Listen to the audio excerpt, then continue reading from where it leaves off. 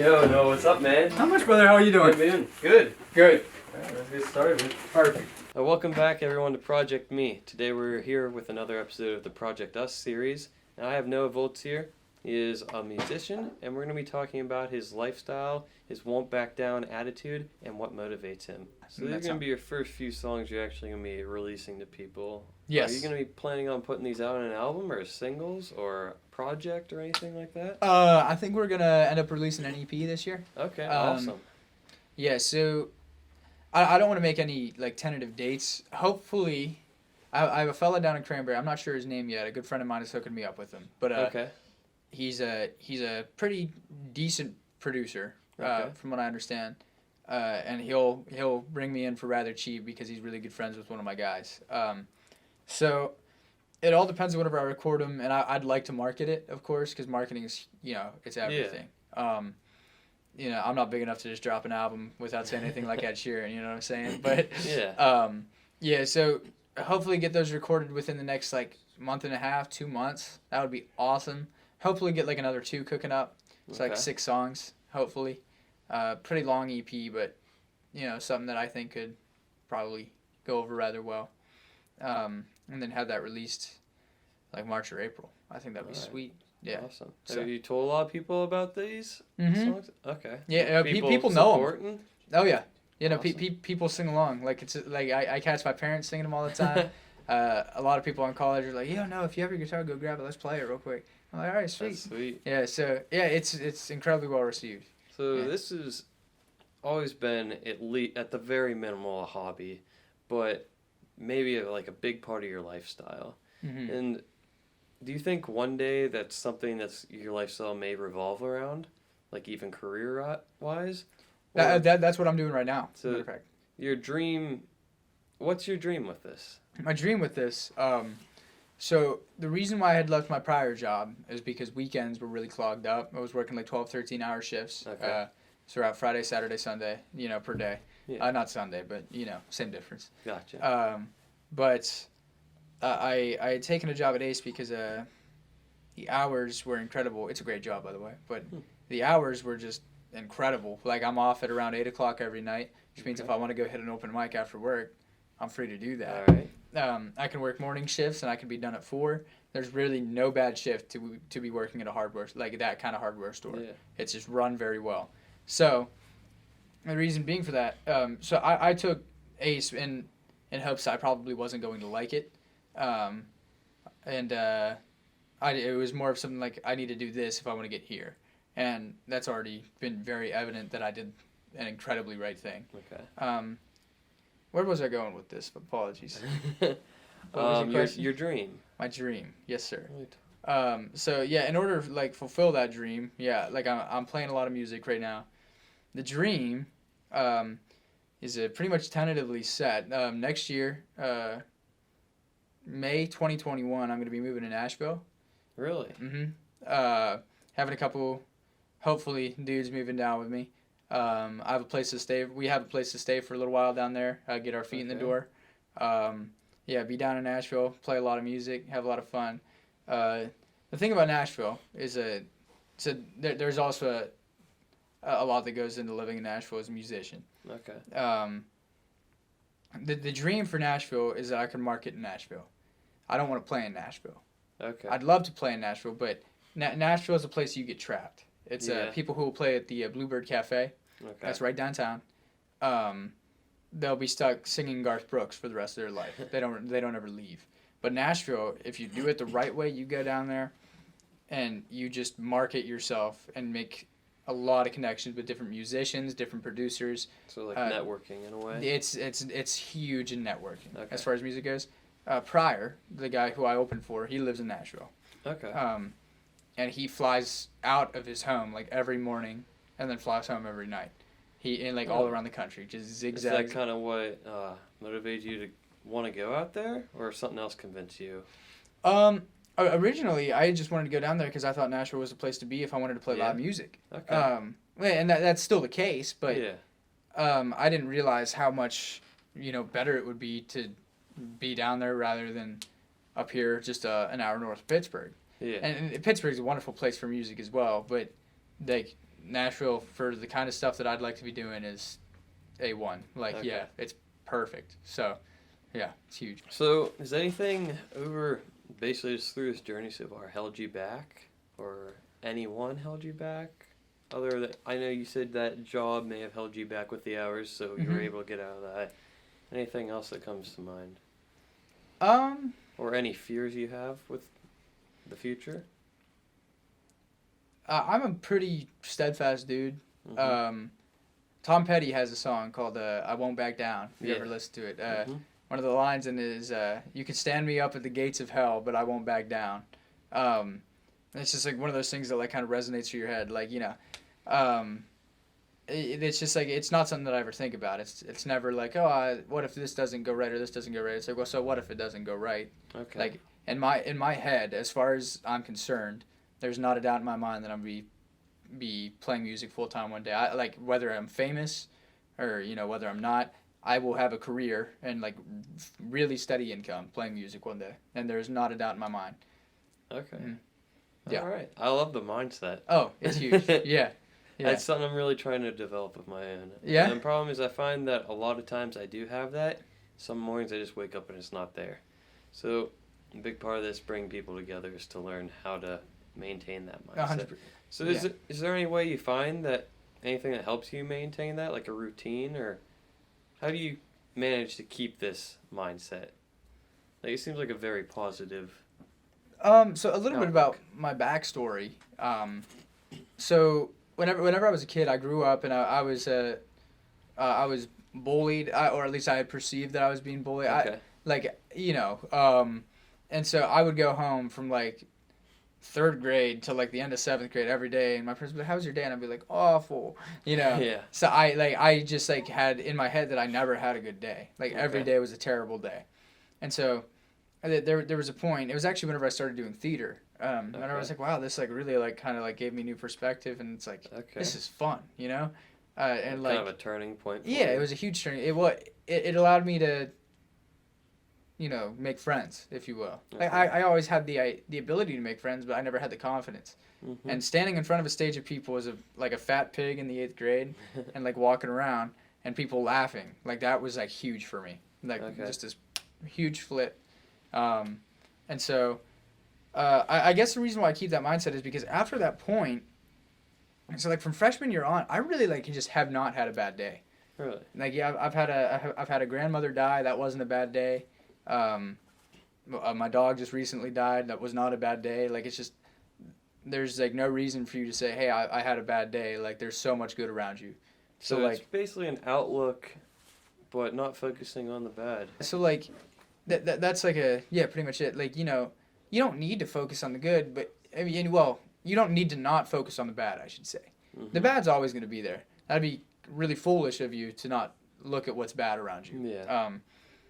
But needless to say, I would personally say, the good is so much more good than the bad. You know what I mean? Like, whether that's for your own positivity, your outlook, or literally anything else. You could have 100 things go wrong in one day, but if there was really one like great thing that happened, that could probably make you have a really good day. It's just what you tend to put your energy into, because anything could go wrong. I think a lot of people's outlook on that is when one bad thing goes wrong in their day, and then it ruins everything. It's like, well, I guess we'll continue tomorrow.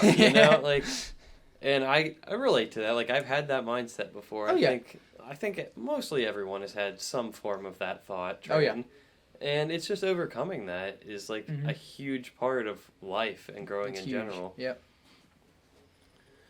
So do you have any, if you had to like throw out some names, who inspires you or what kind of music you like, or anyone, maybe your biggest inspiration or motivator? Yeah. So I'll give you my in-life inspirations for doing what I do, and my musical inspirations for doing what I do. So in life, my father. My father's the greatest man I've met in my life. He's worked a job that he hasn't really loved like his entire life, but it was just, we were pretty middle class. He just really like made it sure that we had an awesome life. He's a really hardworking guy. and he's just been incredibly supportive of what I want to do. Like, he believes in me like this much. You know what I mean? Okay. And of course, just like my college friends, and like especially, so let's just throw out some names. Yeah, Ethan, Zach, Bram, Peyton, Fisher, and my roommate Luca from whenever I went there. They're just like the most wonderful dudes. Like, I strive to be like them like every day. Like, they're really, really loving dudes, and just like have a good heart for those around them in the Lord, and it's just a really cool thing to get to perceive. So like, for that in particular, it's just like their love like really helps lift you up. You know, like with anything. Like, I mean, you guys probably got something good going on. Yeah. You know, you're all working together here. It's always good to have a team. Yeah, a team. I like that team. And as far as musical influences, I listen to everything, as you can see there. Pink Floyd. So I play a lot of folk. Yeah. I'll say my 3 biggest influencers are probably the Avett Brothers are number 1. Okay. Jim Croce. All right. And the Eagles. And why would you say these people? These people, so the Avett Brothers, they're like a take on modern folk and or Americana. And it's like it's not a poppy tune, it's more raw. Like, it's very like unique. Like, they don't really use like electric guitars, they don't really go crazy. It's just a bunch of stringed instruments, so it's like a ragtag good time, you know what I mean? Mm-hmm. Jim Croce is arguably my favorite musician of all time. I would say he is. He lived too short of a lifetime, but he just like really did things with the guitar that nobody else could do. He's insanely talented, and he sang with it. So I mean, I've taken him to play a lot of his music, and learn a lot. I write a lot of music that sounds a lot like his. So I know particularly "Fire in Her Eyes" and "I Can't Wait" sound like Jim Croce songs, and it's just how it came out. And then the Eagles are just my favorite band of all time. I don't know what it is. It's like geezer rock. Geezer rock just kind of sits in my head for some reason. Like, if you listen to some Hotel California Already Gone, like, I don't know, it's just, and they're great. But yeah. So if you don't mind me asking you, so like, what motivates you to do what you do? Like, has anybody gotten the chance to ask you that yet? Not yet. Yeah. So yeah, what about you? So the biggest thing that motivates me is changing my lifestyle and my outlook on everything. Mm-hmm. So growing up, I had a pretty basic childhood, starting off anyways, for the most part. Mm-hmm. But, like, middle-class family, you know, parents were together for most of my life. Yeah. And I got to a point where all my friends started taking interest in different things. That was about right after middle school, going into high school. Yeah. Most of my friends either went to, like, music and theater and stuff that you would be involved in. Yeah. Or they went to, like, football, basketball, sports. And then there's me. You're right in the middle. So I was just kind of chilled for a few years, and I didn't have close friends like that because I wasn't able to find an interest. Yeah. It was like the hardest thing for me to do. Mm-hmm. So I made it through high school. I actually got into a pretty big state of depression for a while from it. It was just, I think the thing that depresses most people, out of everyone, they may not even know it, is probably boredom. Yeah. Just bored of life in general. Mm-hmm. So I tended to get into some trouble when I decided I wanted to make my life more interesting, maybe. Yeah. So senior year, I'd say, was a big turning point in my life. I became way more outgoing. Yeah. Found out I had a love for speaking and just communicating with people. So I went to college for a business degree, and I realized I knew more about business than they were teaching me, and I was going into debt, and I was becoming, like, bored of life again. Yeah. And I found out you don't need a business degree to open a business. Mm-hmm. So I figured I'm going to open a business. Yeah. So basically, there was a while in there for like 2 years where I worked full-time jobs, manual labor. It made good money, but I hated it. Mm-hmm. And I think passion outweighs money the most for me. Certainly. Is just like, I could be working a job that I love for $50,000 a year. Mm-hmm. I'd rather do that than a job that I don't enjoy for $250,000 a year. Mm-hmm. I know that's not the case for most people. So I guess the biggest thing that's motivating me is creating the lifestyle that revolves around my happiness Mm-hmm. and the people around me's happiness, Mm-hmm. which is why I know a lot of people say don't go into business with friends, but I think you should go into business or your hobby or whatever lifestyle you're trying to create with people that are always going to motivate you and have your back. Yeah. And for me, that's my friends. Yeah. So for you, that may be also your friends or your band members. Yeah. Or like how you want to move to Nashville. There's people that'll stick by your side and motivate you to keep going. Yeah. And people that won't let you give up. Mm-hmm. That's what I want my life to be focused around. Fantastic. Yeah. I think that's been like, in the past 6 months, I think I've changed more than I have ever in my life. In your life, before. yeah. You might relate to that. I it really. sounds like. But I think like trying to turn everything around, like trying to get out of that habit of, sleeping in and being lazy. Yeah. Turning into like going and working out or working business or talking to people, hanging out with friends, just Mm-hmm. making the most out of every day. Yeah. Like, I think if you work a job, like, I hate the concept of a 9-to-5 job, and I also hate the concept of having a boss. Yeah. Because I think it gives me anxiety because I don't like being controlled at all. Mm-hmm. I don't have the need to control others, but I do have the need to control myself. Mm-hmm. So, I think every day there should not be a day that goes by that you don't do something that you love or enjoy doing. There should be one highlight of every day at the very least. Yeah. So if someone chooses to work a 9-to-5 job, Mm-hmm. say you go to bed at 11, those hours in between 5 and 11, you've got 6 hours to do something that you actually are passionate about. Enjoying, yep. Whether that's just hanging out with friends or starting a side hustle. Mm-hmm. So I think with me, with the path I'm on, I'm opening businesses, I'm working with other companies, I'm doing projects like this, I'm collaborating with other people, trying to get into public speaking. I'm really just doing a bunch of different things to find out what I'm most passionate about and what I'm good at, and monetize that and turn that into a career and a lifestyle. Yeah. So that's my That's background for the last 6 months. Yeah. But And the motivation behind it. Yeah. you love it. we call it our company After Hours because it's something we were all working full-time jobs before we started this, and some of us while we were starting this. So I'll work 36 hours. Like when we first started doing this, right before I was working 50 to 60 hour weeks of manual labor. Yeah. And then I was like, it's going to take some money to start this, so I can't just quit my job.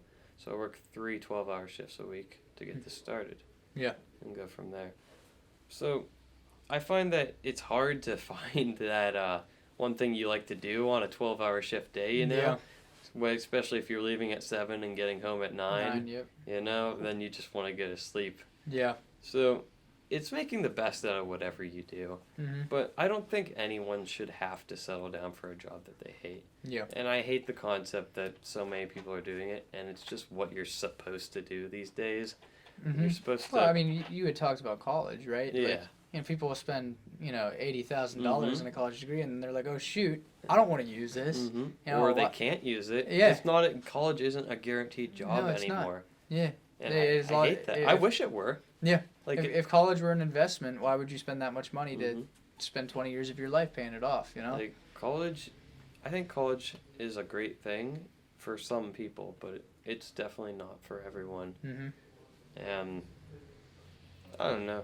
It's just something that I think society's constructed it, at least for our generation. You're supposed to graduate high school and go straight into college. Great. Yep. I think even if you are planning to go in college, sometimes you need a break between to figure out what you want to go for. Because honestly, in high school, other than like maybe 2 or 3 classes total through all high school, and like electives like music and stuff like that, you don't choose what you want to learn. You just do it. Yeah. We're all just doing the same thing. Like, if someone had taught me marketing or networking, or you would have loved that about real estate or anything like that, but those weren't options for us. No. And I just don't see how you can really put. I think out of everything, networking may be the most important thing you'll ever learn in your life in any career field. So I don't see how putting dissecting a frog above that really just justifies it, you know? Another line from music, I'll tell you this much. Rex Orange County, indie artist, really good. His new album called Pony, the opening song, there's a line that says, but after all, I guess it's all because, or based on, who you choose and where you're from. And I think it's like, if that's the case, then so far I'm so lucky it's outrageous, or something like that. Mm-hmm. But it's all because of who you choose and where you're from. You know, and that's networking. So, Yep. yeah, beautiful stuff.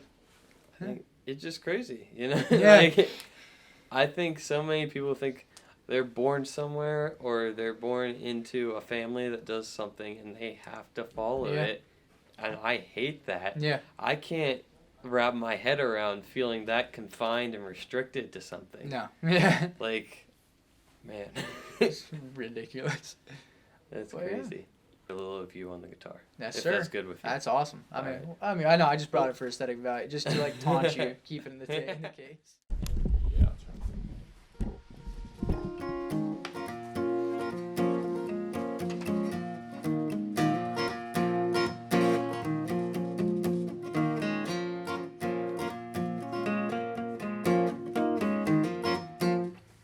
Whenever you're ready. Yes, sir.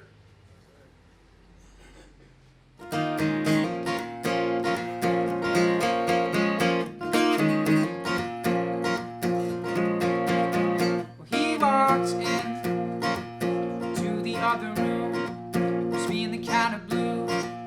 When he looked at you, she said, babe, I think I need my space. I don't know what to do, but I've got this ugly truth. There was fire in her eyes, there was hate inside her mind that night. There's some Daniels in my hand, damn, I swear I got a plan tonight.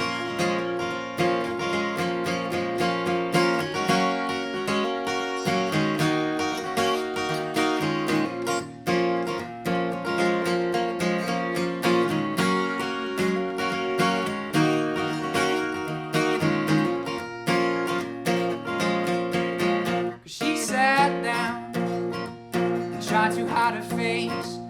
Tears welled up inside her eyes, man, she was a disgrace. She said she'd change, she filled my empty space. Said a fire never die, but she's found a new one tonight. There was fire in her eyes, there was hate inside her mind that night.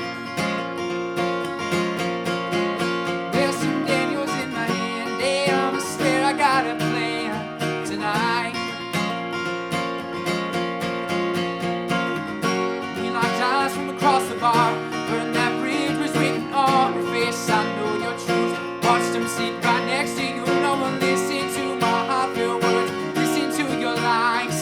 So now I'm unsure what to do, but I think my friend Jack's got a clue. There was fire in her eyes, there was hate inside her mind that night. There's some Daniels in my hand, damn, I swear I got a plan tonight.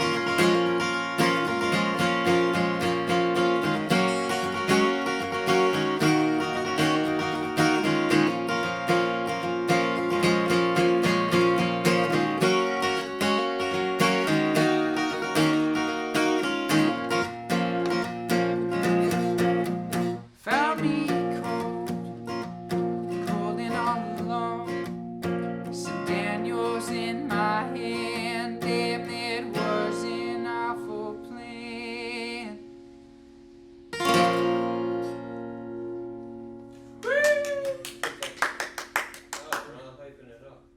Yeah, fuck him. Fuck. Fuck that guy. I'm leaving. You like that one too? That was Yeah, nice. dude. I like the part where it's just like, just singing. That was pretty dope. Think my friend Jack's got a clue. Hell yeah.